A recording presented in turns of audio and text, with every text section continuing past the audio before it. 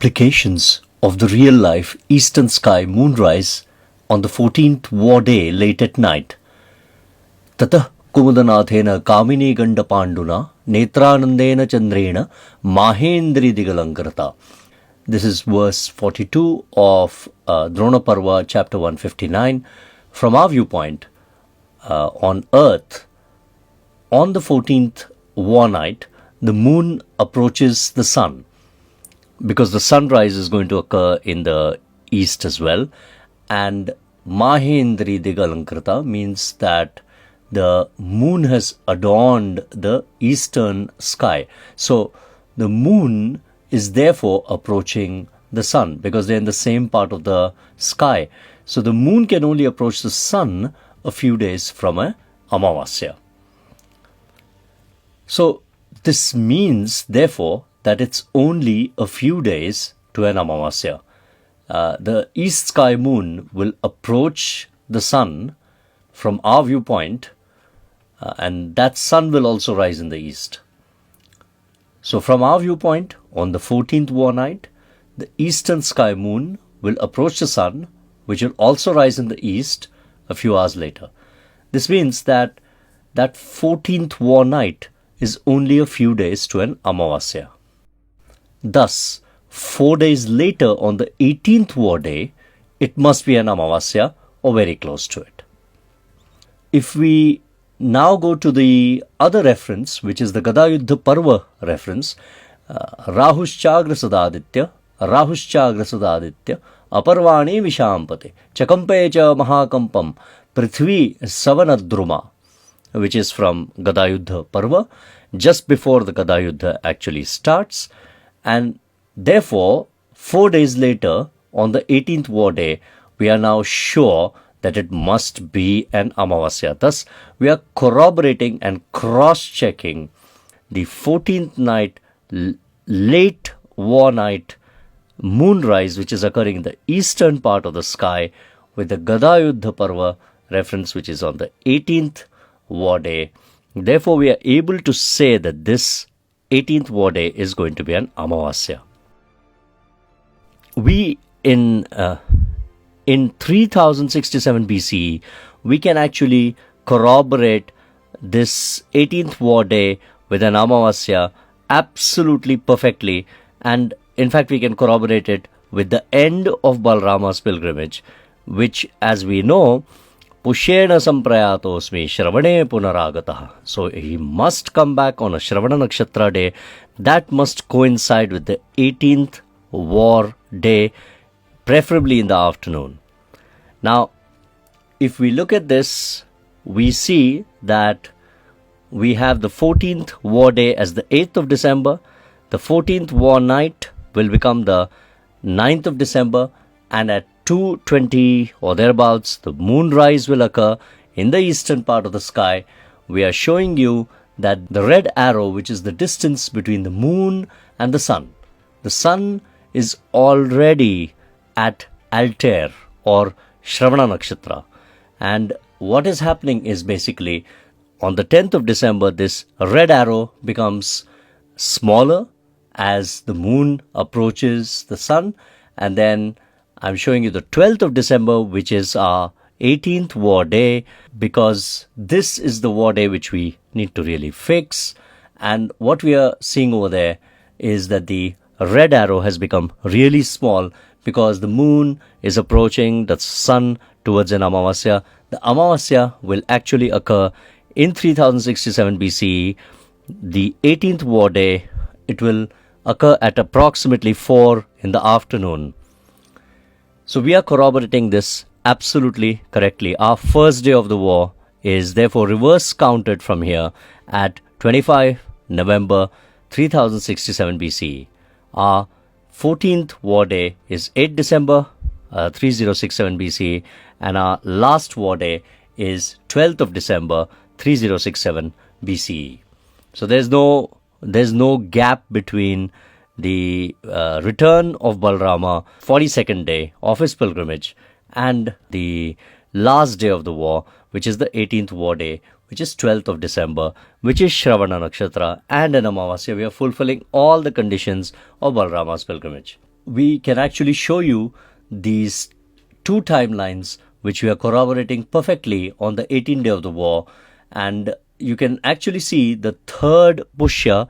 If some of you are following my posts, then you're able to see that my third pushya is occurring on day 4, which is November 28th, and day 5, it goes across to day 5 at 12 midnight, right up to sunrise, which is November 29th. So the Pushya Nakshatra spans 2 days in my timeline. Now the question is, what happens in 5561 BCE? Now I'm showing you over here that Gada Yuddha Parva reference, but none of this is actually fulfilled at all in 5561 BCE. So what we are seeing in 5561 BCE is the war does not end on an Amavasya as the epic is actually showing. Instead, the war starts on an Amavasya. So the entire 18 days of war timeline is actually reversed. There's a complete fault in the timeline. This war timeline is supposedly starting with a solar eclipse in 5561 BCE. So this is supposed to be, if you look at the book, then this is 16th of October 5561 BCE. Except that there is a basic problem even in this, and that problem is that the solar eclipse is actually occurring on the 17th of October 5561 BC. It's actually occurring 1 day late. There's a mistake in the calculations. Now what that means is that this is going to cause serious problems for the entire war timeline, which anyway is already reversed. It's already a mistake. It's already a fault. It cannot start on an Amavasya. It has got to end on an Amavasya. The problem is it doesn't do any of those things. It basically starts on an Amavasya. That war timeline first day is actually wrong. It's actually starting at 17th of October. That means that the war timeline either only lasts for 17 days, which may be the case. In 5561 BCE, anything can happen. Or it is also possible that you are shifting that 18th day of the war further. The first question though, what you're going to ask me is, how can somebody then take the war to start on an Amavasya? Well, this is a very interesting point, and this justification in 5561 BCE for the entire war timeline, especially the last 7 days of the war, is done with the help of moon phase analogies. The moon phase analogies, which are not real astronomy observations of the sky, but they are simply analogies of the warriors' faces. And they are used regardless of the absurdities which they actually introduce. And here's an example. What you will see when the analogies are brought to light, what happens is that there is a full moon at Kritika on the 12th day of the war, if you believe the analogies. Then there should be a full moon at Vishakha on the 16th day of the war. And then a full moon at Punarvasu at the 17th day of the war.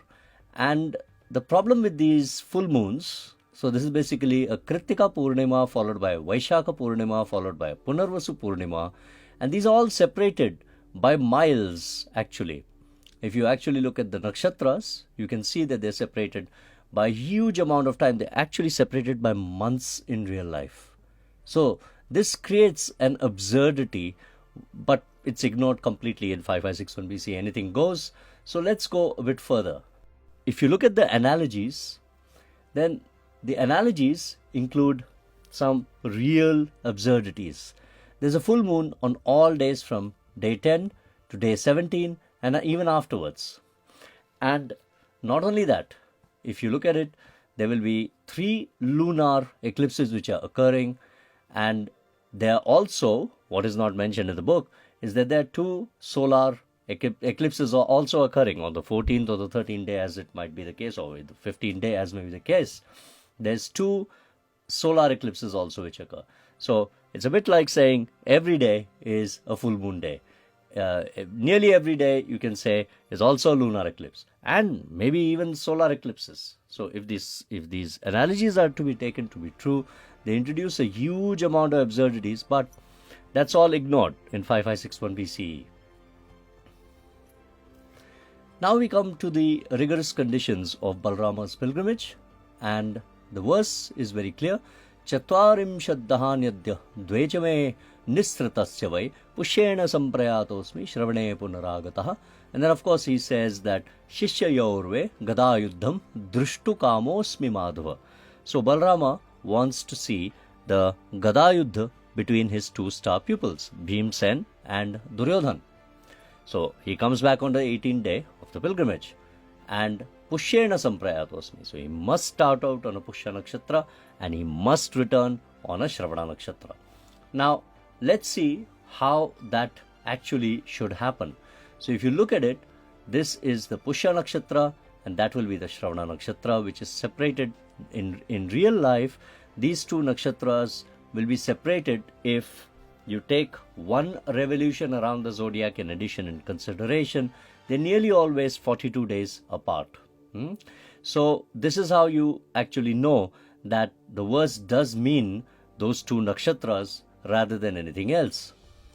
And we can actually show you in 3067 BC how that actually happens in 42 days. It starts on a Pushya and then it goes all the way around the zodiac. There's another Pushya, which we showed you is the third Pushya, which is occurring in our three Pushya theory, and that occurs in the war timeline on day 4 and day 5.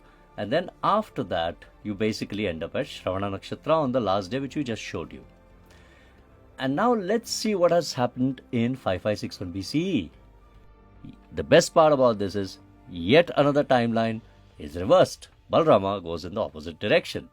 He goes from Shravana Nakshatra to Pushya Nakshatra. And of course, that's going to be 42 days in the 18-day war timeline, except there's a peculiar problem which has occurred. And what is that particular problem which has occurred? Because we told you the miscalculation in the 5561 BCE first day of the war, because that solar eclipse which is supposed to occur on the first day of the war on 16th of October is actually definitely occurring 24 hours later. Of course, that solar eclipse is also invisible from Kurukshetra. It is only visible from Antarctica. Let facts not stop us in getting in the way of a good story. So this miscalculation means that either there is a 17-day war timeline in 5561 BCE, which is also possible, I suppose, or that Balarama misses Pushya Nakshatra completely, because that Pushya Nakshatra is actually over on that new 17th day, which used to be the 18th day of that timeline, is actually over by 12:30 at noon. So after that it's Ashlesha Nakshatra. So if we say that Balarama comes back and he's supposed to somehow come to that 18th day of the war, the 18th day of the war is now Ashlesha. So there's a real problem with this timeline. So this timeline now is completely broken, right? So just to give you an idea, it means that Balarama misses Pushya Nakshatra completely. Even if you accept the theory that he's coming back to Pushya rather than starting on a Pushya, because this war timeline and Balarama's pilgrimage timeline are both completely mistaken in this particular war date proposal. There's so many mistakes, but these are just two of the extreme blunders which have been committed over here. So what all has gone wrong over here? Well, all the conditions have failed. The start day is wrong. The end day is wrong. So the start day of the pilgrimage is wrong. The end day of the pilgrimage is wrong. There's a mistake or miscalculation in the first day war timeline. Hence the 18th war day is now the 17th war day, where the Pushya Nakshatra is actually already ended at 12:30 noon. So either this has 17 days in the war timeline, i.e. only 17 days in 5561 BC, but as I said, let's not let facts get in the way of a good story, or Balarama arrives one day early and now 18th day of the war is Ashlesha. Now, this isn't a peculiar problem which is just in 5561 BC. I will show you in future films how the rigorous conditions for Balarama's pilgrimage are failed by virtually every researcher who has ever tried to reproduce this, except in 3067 BCE, where the war will start on 25th of November 3067 BCE. This is my theory for or my modification of the theory originally proposed by Achar and Raghavan, I suppose, before it, for 3067 BCE.